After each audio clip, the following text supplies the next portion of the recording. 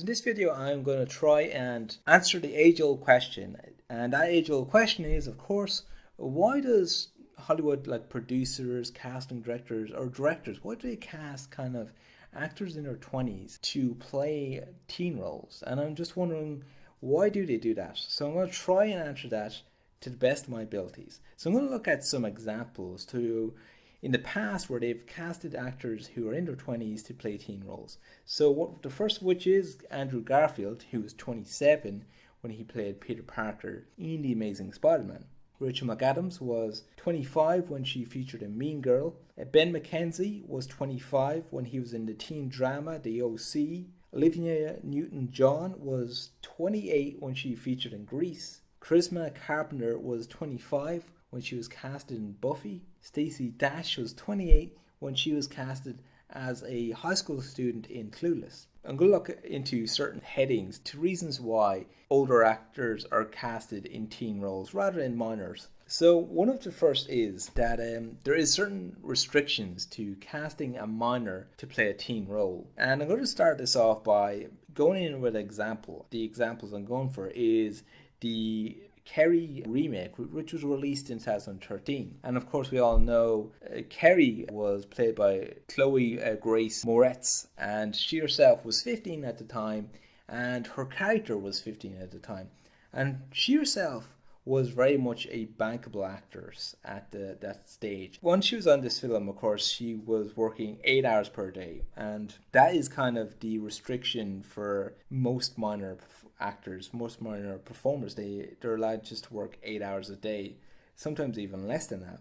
And while they were doing the film, her character shares a few scenes with her mother, who was played by Julianne Moore. And in certain cases in the movie, Julianne Moore would often react towards Carrie, and you wouldn't actually see them share scenes together much. There were just certain moments in the film where they did, but often moments Julianne Moore would actually have to react towards the director feeding her the lines. So she was doing feedback towards the director rather than Chloe. So what does this mean, this 8 hours per day and casting a minor to play a teen? This means that if the minor is the lead performer, the lead character, that means that they're going to have to create a shooting schedule around this performer, this actress, especially if this actress is in a lot of scenes. So that means there's going to be a longer shooting schedule. A longer shooting schedule means more money is going to be spent. The longer time any film is on a shoot, the more money will be spent.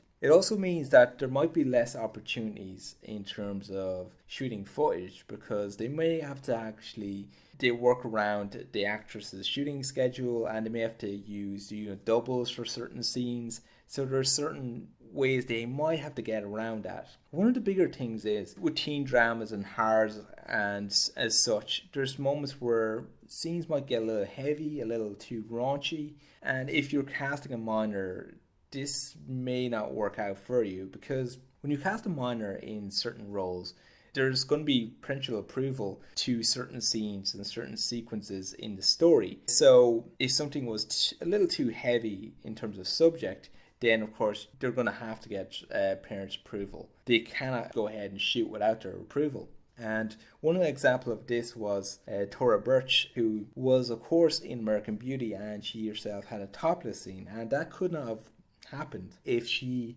didn't get her parents' approval. And if they didn't get parents' approval, of course the producers, the directors, they'd have to work around this shift change. And so one of the reasons why minors aren't often casted to play teens is because there's a little bit of a restriction on how far they can go in terms of the drama, in terms of how they can use the performer. And I'm going to move on to my next point, and this is just Hollywood in a nutshell. And Hollywood, they want sex appeal to really sell their films as much as possible. And it may sound weird to say this, especially when I'm talking about teens and teen characters, but this is often the case with Hollywood, and with films set in high schools and films set in kind of a comedy or a rom-com beat to it, they'll often play into sex appeal to a character. And of course we all mature differently. Actresses will probably mature faster than male actors, but still there is a sense that even if they were 17, 18, they mightn't be fully mature for the role, not fully, developed in a way. So they'll often cast an actress who's gone fully out of puberty and are in her early 20s to play this role, to play the sex appeal role. And once again, once they're playing the sex appeal role and they're in their early 20s, they don't have to deal with, parental guidance, and they don't have to deal with, of course, they don't have to deal with the limitations of 8 hours per day. And that's one of the reasons why Shannon Elizabeth was casted in American Pie as the character of Nadia. She herself was 24 when she done that film. And we all know her scene in American Pie was obviously quite raunchy for her character's age. Moving on from that, I kind of want to move on to the idea of bankable actors. Having a slightly older actor who've featured in a little more things, which means that they're going to be more recognized. And that's one thing that producers, directors, big studios want. They want actors who are familiar, that have like a fan base to them. Casting a minor actor, that means this actor, this performer, they mightn't be that popular. They mightn't be an unrecognizable face. But casting someone in their 20s, people might know this person, they might have seen them a few times. And this really helps films. It means that they're going to get more profit back, they're going to get more revenue back. And one of the best examples of this is, of course, Michael J. Fox. And of course, he's known for playing Marty McFly. But he was always a pretty iconic actor, even before he played Marty McFly. He himself was famous for appearing in a sitcom called Family Ties. And that was a really popular show, to the point that even when he was first casted as Marty McFly, he couldn't even get out of his schedule for Family Ties. And that's how popular the show was. But because he was such a popular performer, this really helped Back to the Future. It really made the sequels possible, because he's an actor who was perfect for the role of Marty McFly, but he was also a perfect selling point to the audience because they're so familiar with him. Moving on from that point, my final point, and the idea of talent and experience. Of course, there are young actors out there who are extremely talented and have very little experience. And of course, there's actors out there who have tons of experience but not a lot of talent. If you watch Stranger Things, I mean, the younger actors in that are absolutely incredible. I think they even outact the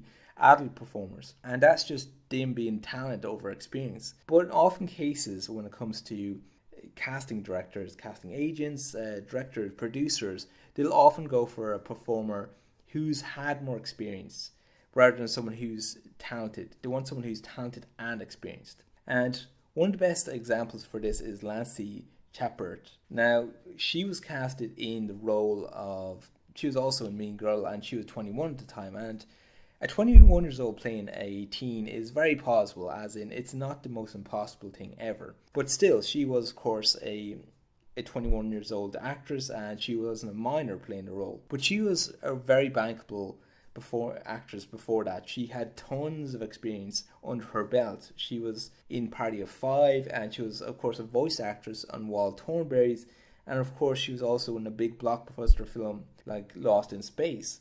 So she was quite a familiar performer, and she had lots of experience, and this is one of the reasons that helped her get the role in, of course, Mean Girls. And speaking of Party of Five, there was Neva Campbell, who also featured in this show, and she went on to play Sydney Prescott. And she was 22 when she first played Sydney Prescott. And one of the reasons why she got that role is because, one, she has talent and experience, and of course, she was a bankable actress. Jennifer Love Hewitt, who was also on Party of Five, she of course went on to do I Know What You Done Last Summer. And technically speaking, she was still a minor when she done that film. I'm pretty sure she was 17 at the time when she done that film. But in saying that, she still had experience and the fact that she was a bankable actress. Two factors that really helped her get that role. And those are just a few reasons why I believe that slightly older actors are casted to play teens. And if you have your own opinion and you have your own answers on this subject, feel free to put it in the comment sections below. And if you have any other questions relating to movies and TV shows, feel free to put that in the comment section. I'll try my best. I'll take a stab at the question that you have, and I'll try my best to come up with a really good and a really detailed answer for you guys. So I'm just going to leave it at that. Thanks for watching, and subscribe to the channel if you like what you see.